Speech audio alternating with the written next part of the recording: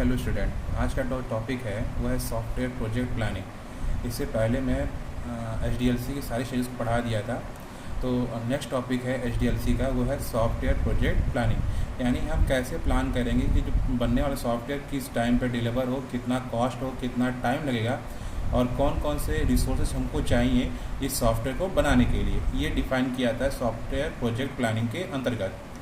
सबसे पहले स्टार्ट कब होता है? सबसे पहले स्टार्ट होता है ये जब आप SRS को कम्प्लीटली बना लेते हो, यानी after the finalisation of SRS मतलब क्या होता है?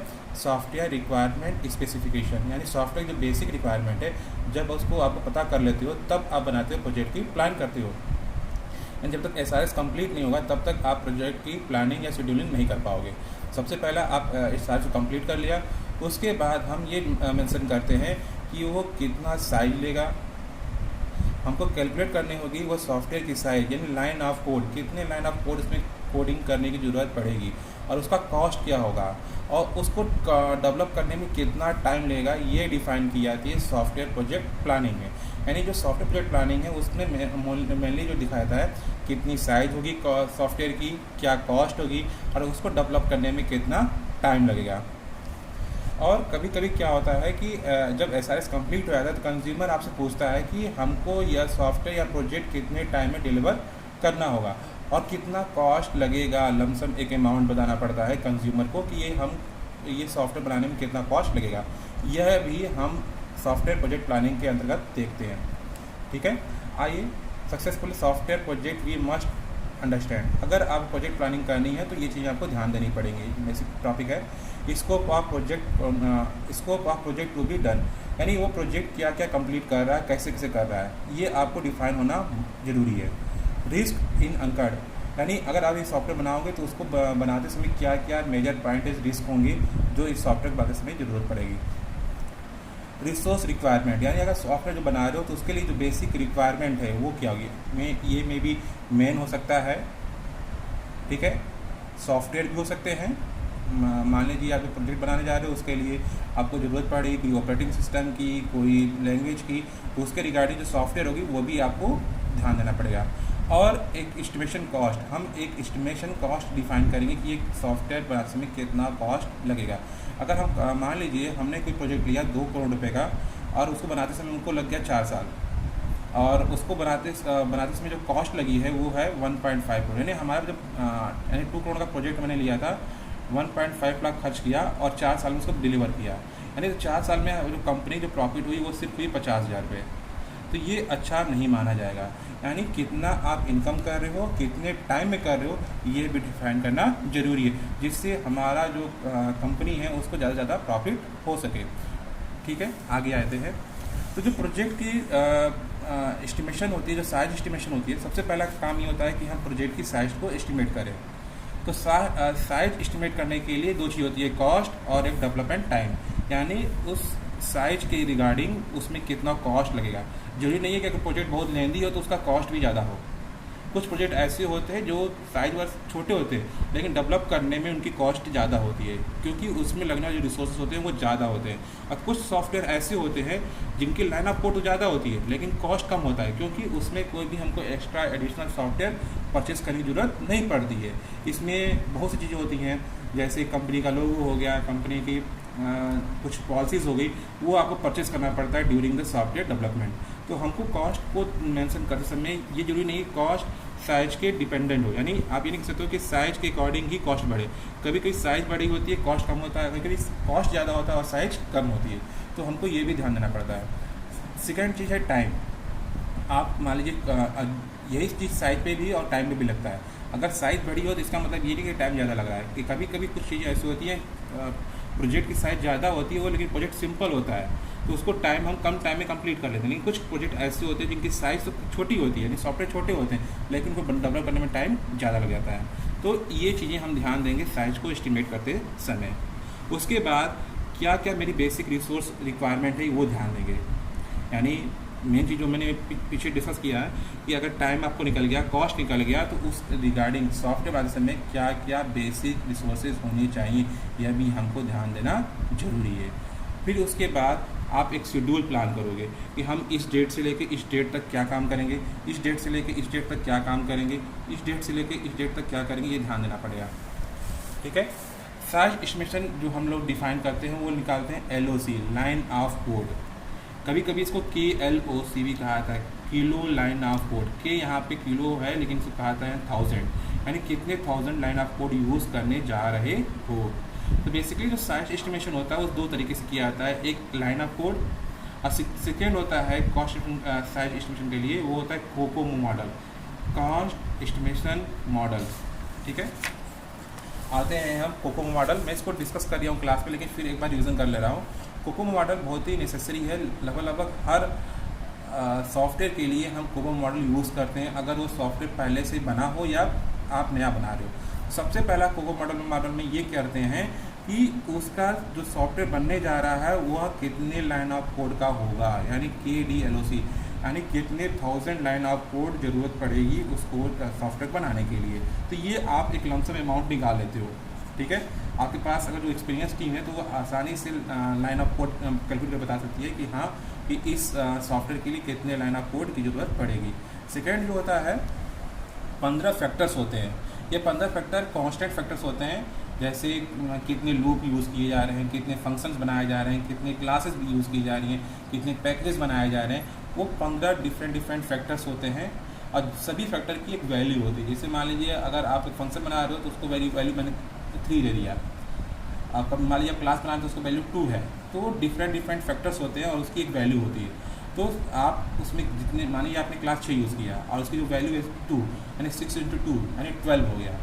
ठीक है, तो 15 चीज़ें और उसका जो कांस्टेंट वैल्यू है उसको मल्टीप्लाई किया जाता है, और वो जो मल्टीप्लाई वैल्यू होती है वो फिर वैल्यू KLOC में मल्टीप्लाई की जाती है। यानी 15 multiplied factor from the variable attributes of the project, यानी 15 प्रोजेक्ट के जो 15 एट्रीब्यूट्स हैं उनमें वो 15 वैल्यू को मल्टीप्लाई करेंगे और आप डिटरमाइन करेंगे कितना लाइन ऑफ कोड और कितना कॉस्ट लगेगा। फर्स्ट और सेकेंड जब ये दोनों आप कैलकुलेट कर लोगे तो दोनों की वैल्यू को हम मल्टीप्लाई करेंगे, यानी KLOC आपने निकाल लिया, 15 वैल्यू निकाल ली, अब 15 वैल्यू की जो कांस्टेंट वैल्यू है वो मल्टीप्लाई कर दिया। मतलब कि आप मैं समझाना चाह रहा हूँ कि अगर क्लास यूज़ का है तो क्लास की वैल्यू कांस्टेंट 2 है, आपने 4 क्लास यूज़ किया तो 8 हो गई, आपने फंक्शन यूज़ किया 12 और उसकी वैल्यू 6 है, तो 12 × 72 72 वैल्यू होगी। तो सबको आप मल्टीप्लाई करेंगे और सबको ऐड कर देंगे। तो और ये वैल्यू और जो ये वैल्यू आई है दोनों को फिर आप लास्ट में मल्टीप्लाई करेंगे जो हमको टोटल कॉस्ट बताएगा। ठीक है, उसके बाद हम अपने प्रोजेक्ट को 3 डिफरेंट टाइप के प्रोजेक्ट में डिवाइड करते हैं। ऑर्गेनिक जो छोटे प्रोजेक्ट होते हैं, सिंपल होते हैं, सेमी डिटेच मीडियम साइज की जिनको बनाने में 1 साल या 6 महीने लगते हैं, इमीडिएट जिसकी आप टाइम कैलकुलेट नहीं कर पाते तो ये टाइम कितना लेने वाला है। तो ये 3 चीज़ें होती हैं और तीनों के लिए जो एक कांस्टेंट वैल्यू होती है A1 और A2 जो फिक्स होती है, तीनों के लिए अलग अलग होती है A1 और A2 की वैल्यू। आप किताब खोलोगे वहाँ पे A1 और A2 की वैल्यू तीनों के लिए अलग अलग मिल जाएगी। अगर नहीं मिल पा रहा तो हमको बताइएगा तो फिर इसको मैं आपको नोट्स में दे दूँगा। तो टोटल एफर्ट जो हो गया वो हो गया A1 मल्टीप्लाइड बाई KLOC जो आपकी ये वैल्यू निकाला आपने इंटू A2। जो ये वैल्यू आएगी वो आएगी PM में। PM मतलब पर मंथ पर एम्प्लॉय कॉस्ट, यानी एक एम्प्लॉय पे कितना आप पर मंथ आप कॉस्ट यूज़ करने जा रहे हो, कितना देने जा रहे हो, ये डिफाइन होगा। यानी जो पैसा जो आएगा वो पर मंथ, मान लीजिए वो 10 एम्प्लॉई है तो हमारी पर मंथ ये 10,000 आया, तो 10,000 मल्टीप्लाई 10 यानी ये हो गई 1 लाख रुपये। यानी जो वैल्यू आएगी वो पर मंथ आएगी और जितना आप अपने एम्प्लॉय यूज़ कर रहे हो उसको आप मल्टीप्लाई करोगे और जितना टाइम लेगा उसके हिसाब से टोटल कॉस्ट निकल आएगी। यानी मान लीजिए आपने 10 एम्प्लॉय यूज़ किया, पर मंथ आया 1000 रुपये, तो 1000 × 10 10,000 हो गया। मान लीजिए ये 10 महीने तक चल रहा है तो 10,000 × 10 यानी ये हो गया 1 लाख रुपये। तो टोटल जो इफर्ट आएगा वो आएगा पर मंथ पे। और वो पर मंथ मतलब कि नंबर ऑफ एम्प्लॉय कितना यूज़ कर रहे हो ड्यूरिंग द प्रोजेक्ट डेवलपमेंट। इसी तरीके से जब टाइम की बात आती है, टाइम के लिए भी मेरे पास फार्मूला है। यहाँ पे 2 वैल्यू है V1 और V2, वो भी तीनों के लिए अलग अलग होगी। जैसा ऑर्गेनिक के लिए अलग है, सेमी डिटैच के लिए अलग है, इमीडिएट के लिए अलग है। B1 भी कांस्टेंट वैल्यू होती है, B2 भी कांस्टेंट वैल्यू होती है। जो इफर्ट है वो इफर्ट आपने पहले जो पर मंथ निकाला था वही इफर्ट वैल्यू है, उसी इफर्ट वैल्यू में B1 और B2 को वैल्यू को मल्टीप्लाई करेंगे और जितना वैल्यू आएगा वो मंथ आएगा। यानी ध्यान रखिएगा जो टाइम निकलेगा वो किस में आएगा, मंथ में आएगा। और जो यहाँ मंथ की साइज होती है वो 30 डेज़ की होती है, आप 31 32 मत यूज़ करिएगा। यानी जो डे होती है मंथ की वो 30 होती है। ठीक है, चलिए अब मैं बात करता हूँ कि टोटल जो कॉस्ट, नीचे फोकस करिए, जो टोटल कॉस्ट लग रहा है वो कहाँ कहाँ कितना पैसा लग रहा है।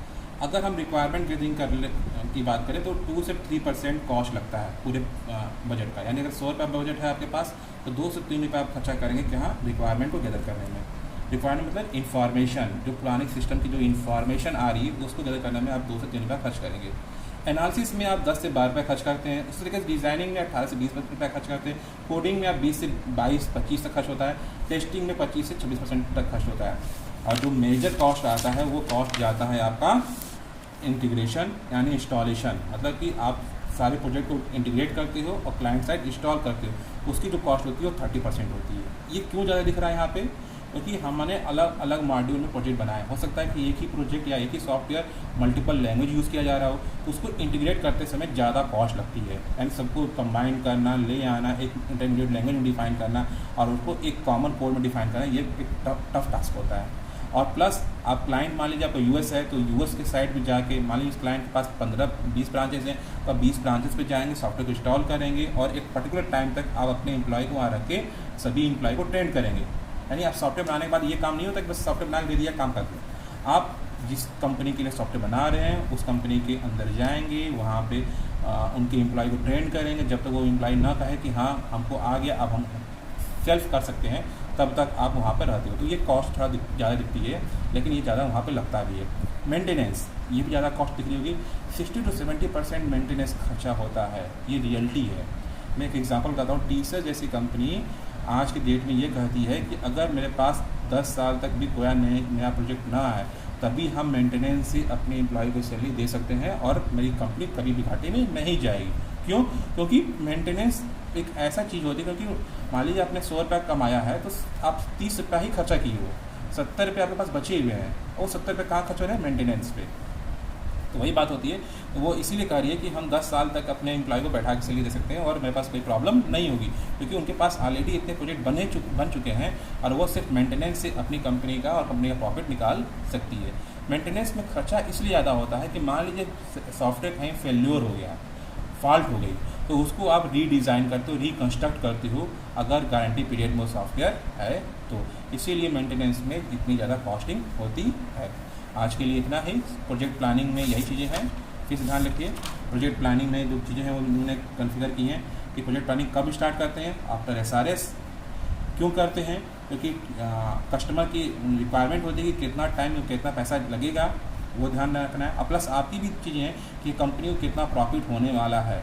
ठीक है, ऐसा नहीं कि सिर्फ हम सॉफ्टवेयर बना रहे हैं फ्री ऑफ कॉस्ट के लिए, ऐसा नहीं, बिल्कुल नहीं। हमको पैसे भी कमाने हैं, कंपनी को प्रॉफिट भी देना है, तो ये भी ध्यान रखना जरूरी है। उसके बाद प्रोजेक्ट प्लानिंग कर रहे हो तो ये चीज़ ध्यान रखेंगे, स्कोप ऑफ प्रोजेक्ट, यानी क्या प्रोजेक्ट के द्वारा किया जा रहा है ये ध्यान होना चाहिए आपके पास। उसमें कौन कौन से रिस्क फैक्टर हैं, हो सकता है सॉफ्टवेयर फेल हो जाए, ना बन पाए, तो वो भी ध्यान रखना जरूरी है। रिसोर्स मैनेजमेंट, क्या क्या आपके पास मैन पावर लगेगी, क्या क्या टेक्निकल इंड लगेगी, क्या क्या सॉफ्टवेयर की ज़रूरत पड़ेगी, क्या क्या हार्डवेयर ज़रूरत पड़ेगी, ये भी आपको ध्यान रखना जरूरी है। और क्या कॉस्ट लगने वाली है सॉफ्टवेयर बनाते समय, यह ध्यान रखना जरूरी है। और क्या टाइम लगेगा ये प्रोजेक्ट को बनाते समय। फिर हम बताए थे size estimation. Size estimation calculate करने के लिए हमको पहले कॉस्ट निकालना पड़ता है और क्या टाइम निकालना पड़ता है। तो टाइम और कॉस्ट निकालने के लिए मैंने लास्ट में कोको मॉडल बताया था, उसके द्वारा हम कॉस्ट और टाइम निकालते हैं। और रिसोर्स आपको वेल नोन होता है, अगर आपके पास टीम है ऑलरेडी बनी हुई है जो काम किया है तो ऑटोमेटिक वो बता देगा कि हाँ सर ये चीज़ें रिक्वायरमेंट होगी अगर हम ये प्रोजेक्ट बना रहे हैं तो। ठीक है, शेड्यूलिंग, किस टाइम पे क्या क्या काम कर रहे हैं ये देखना पड़ेगा। LOC, लाइन ऑफ कोड आप डिफाइन करोगे। अगर सिंपल प्रोजेक्ट है तो LOC काम से ही काम चल जाएगा, हमको कोको मॉडल की जरूरत नहीं पड़ेगी। अगर प्रोजेक्ट लंबा है, आपने कहीं बनाया नहीं है, तो उस केस में वो कोको मॉडल की जरूरत पड़ती है। तो कोको मॉडल के लिए सबसे पहले LOC निकालेंगे। LOC मतलब किलो लाइन ऑफ कोड, यहाँ पे हम कहते हैं 1000 लाइन ऑफ कोड, कितने 1000 लाइन ऑफ कोड वहाँ पर जरूरत पड़ेगी सॉफ्टवेयर बनाते समय। ठीक है, फिर 15 फैक्टर्स होते हैं। जरूरी नहीं है कि सिंपल कोड है तो वो कम कॉस्ट लगेगा, लेकिन टिपिकल है, ज़्यादा फंक्शन यूज़ किए जा रहे हैं, ज़्यादा वेरिएबल यूज़ किए जा रहे हैं, तो उसके इसमें वो कॉस्ट ज़्यादा लगेगा। तो उसके हिसाब से 15 फैक्टर्स होते हैं, उनको आप मल्टीप्लाई करते हो। जो मल्टीप्लाई की जो वैल्यू आई है और ये लाइन ऑफ कोड की जो वैल्यू आई, इनको दोनों फिर मल्टीप्लाई करोगे, फिर आपके पास एग्जैक्ट वैल्यू आएगी। फिर हम इफर्ट के जो फार्मूला है A1 into KLOC multiply by A2, तो ये A1 और A2 जो वैल्यू होती है यह डिफरेंट होती है। ऑर्गेनिक के लिए अलग होगी, सिमुलेटेड के लिए अलग होगी और इमीडिएट के लिए अलग होगी। फिर हम आते हैं टाइम के लिए। टाइम के लिए भी B1 और B2 दो वैल्यू होती है, जो तीनों यह भी ऑर्गेनिक, सिमुलेटेड, इमीडिएट के लिए अलग अलग होती है, ठीक है। और जो इफर्ट की जो वैल्यू है वो ऑलरेडी आप निकाल चुके हो, तो effort multiply by B1 into multiply B2, और जो वैल्यू आएगी वो मंथ में आएगी। ये ध्यान रखिएगा, मंथ में आएगी, ये ईयर में नहीं आता, ये मंथ में आता है, यानी आप कितने मंथ में इस प्रोजेक्ट को आप बना सकते हो। फिर आया था मैंने कि जो HDLC के जो फेजेज़ हैं, किस फेज में कितना पैसा खर्च होता है वो दिखाया गया है। रिक्वायरमेंट में 2 से 3%, एनालिसिस में 10 से 12%, डिज़ाइनिंग में 18 से 20%, कोडिंग में 20 से 21%, टेस्टिंग में 20 से 24%, ठीक है। इंटीग्रेशन में 30% और मेंटेनेंस में 60-70% तक खर्चा होता है, ठीक है। तो ये वेरी करता है according to type of project. आज के लिए इतना ही। Thank you students.